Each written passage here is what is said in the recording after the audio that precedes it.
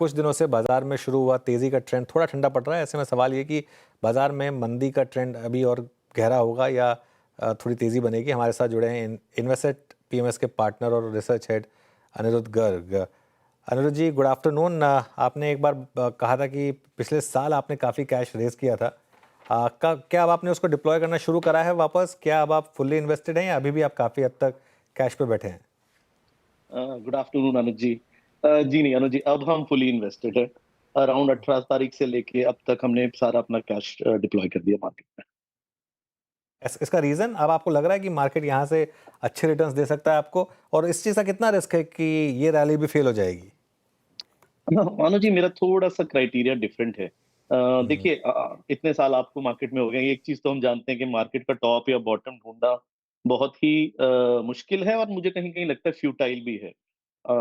Research पे ज्यादा ध्यान देना चाहिए, और मुझे यहाँ से लगता है कि अगर हम जब हमने बेचा था उस टाइम पे भी हम रिस्क रिवॉर्ड रेशो देख रहे थे कि मुझे भारी बाजार में रिस्क रिवॉर्ड रेशो फेवरेबल नहीं लग रहा था, और यहाँ पे अब हमें ये लगता है कि रिस्क रिवॉर्ड रेशो फेवरेबल है। हाँ, टूटने को यहाँ से 1000 पॉइंट निफ्टी में और निकल जाए किसी को क्या पता है, लेकिन ओवरऑल जो स्टॉक्स जो पोर्टफोलियो हम लेना चाहते थे वो 30-35, कुछ कुछ है तो 40% नीचे हमें मिल रहे हैं। तो मुझे ऐसा लगता है कि रिस्क रिवॉर्ड फेवरेबल हो गया है। और सबसे बड़ी बात, जो पेसिमिज्म बाजार में चाहिए थी, वो एक पेसिमिज्म कहीं दिखने लग गई है। तो जब भी हमने देखिए, जब भी पेसिमिज्म आ जाती है, होप कम हो जाती है, मार्केट के बड़े बुल रन वहीं से शुरू हुए हैं। तो मुझे ऐसा लगता है कहीं ना कहीं यहाँ से अगले 1 डेढ़ साल 2 साल में हमें अच्छी रिटर्न्स बननी चाहिए। जी। अनिरुद्ध जी, वेरी गुड आफ्टरनून। श्रेया बात करती हूँ। लास्ट टाइम आपसे जब बात हुई थी तो आपने कहा था कि आप 100% कैश में बैठे हैं, और अब बात हो रही है आपसे, आपने कहा आप फुल्ली इन्वेस्टेड हैं। तो सवाल ये कि कहाँ इन्वेस्टमेंट किया आपने, कौन सा सेक्टर या स्टॉक स्पेसिफिक अगर आप बता पाएँ? मैम, स्टॉक स्पेसिफिक तो नहीं, पर सेक्टर्स की बात करें तो हमें देखिए, हमारा जो फंडामेंटल है वो दो चीज पे रिलाई करता है, वैल्यू और ग्रोथ पे। अगर हम वैल्यू में देखें तो हमें कुछ कैपिटल गुड्स कंपनीज में बहुत अच्छी वैल्यू दिखती है। हमें लगता है कहीं ना कहीं कैपिटल गुड्स फंडिंग वापस आनी चाहिए सरकार की तरफ से। इलेक्शन का टाइम जो है वो मोर और लेस खत्म हो चुका है। बाकी मेन प्रॉब्लम, मेन जो है, इस बार के लीडर्स कहाँ रहने चाहिए, रिलेटिव चेंज कहाँ पे दिखता है, तो हमें फार्मास्यूटिकल्स में स्पेशली सीडीएमओ सीएमओ में अच्छा रिलेटिव चेंज दिखता है। हमें लगता है कि थोड़ा सा ओवर ओन्ड है जितने भी स्टॉक मार्केट रिलेटेड स्टॉक्स। बाकी उनकी वैल्यूएशन करेक्शन अच्छी हो गई है, तो कहीं ना कहीं हमें फाइनेंशियलाइजेशन ऑफ एसेट्स या फाइनेंशियल एसेट इंफ्रास्ट्रक्चर में अच्छी अपॉर्चुनिटीज दिखती हैं।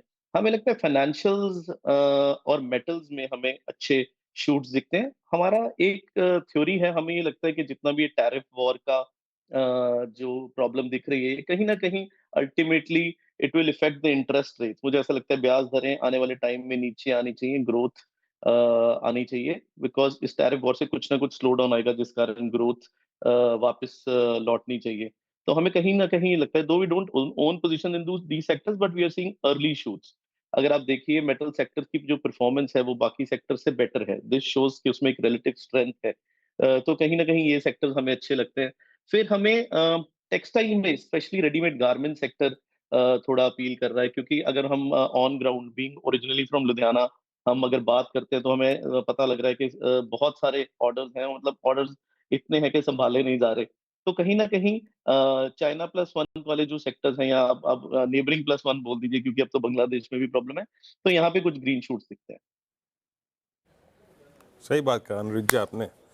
टेक्सटाइल को समझना हो तो एक तरफ बांग्लादेश या फिर लुधियाना जाओ, है ना। लुधियाना में जाती आपको पता चल जाएगा जनाब कपड़े का मोल क्या होता है ना। खैर, मैं अब आता हूँ। अच्छा, थोड़ी सी साइकी समझने की कोशिश करते हैं। लास्ट टाइम आपने बिल्कुल ये कही थी बात कि we have enough cash right now. अब आप ये कह रहे हैं कि हमने डिप्लॉय कर दिया। ये अनिरुद्ध जी, एचएनआई क्लाइंट्स जो हैं वो क्या कर रहे हैं इस वक्त? हमने देखा कि म्यूचुअल फंड्स के जरिए तो पैसा बहुत आ रहा है। एचएनआईज के वाकई इस फॉल को बीते 15-20 दिन में जो काफ़ी एग्रेसिव भी हो गया था post I think this tariff war, क्या बाय किया एचएनआईज ने? क्या इंटरेस्ट रहा उनका बाजार में? I think sir, Virendra ji, हमारे यहाँ थोड़ा डिफरेंट रहेगा, क्योंकि हमारे यहाँ फॉल नहीं आया।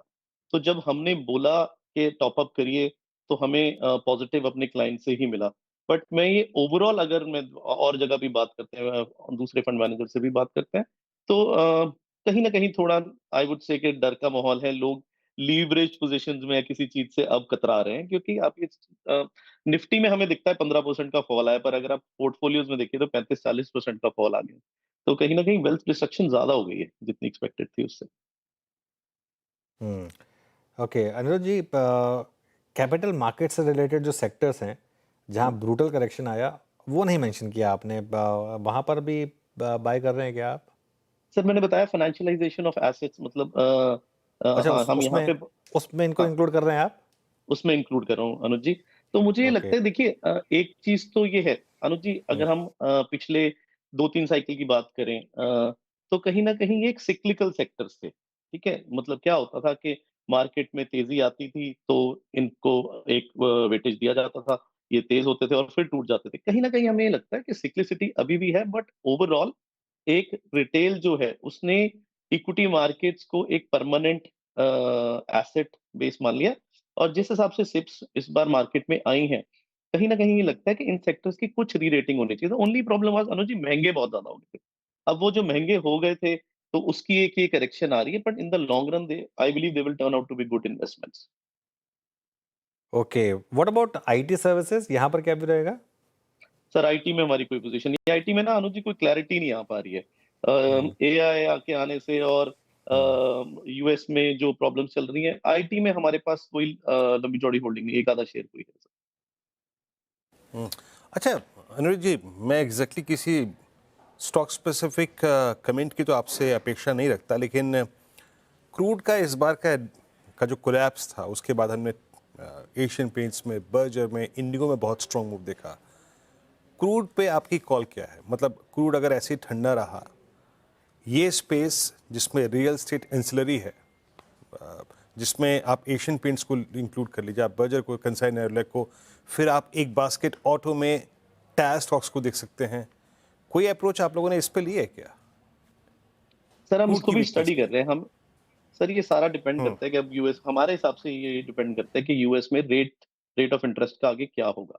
जिस हिसाब से आई वुड से अनफोल्ड हो रहे हैं, तो ऐसा लगता है कि रेट ऑफ इंटरेस्ट आने वाले टाइम में गिर सकते हैं। और अगर रेट ऑफ इंटरेस्ट आने वाले टाइम में गिरते हैं तो ऐसा लगता है कि फिर इन कंपनीज को आगे कहीं ना कहीं प्रॉब्लम आ सकती है।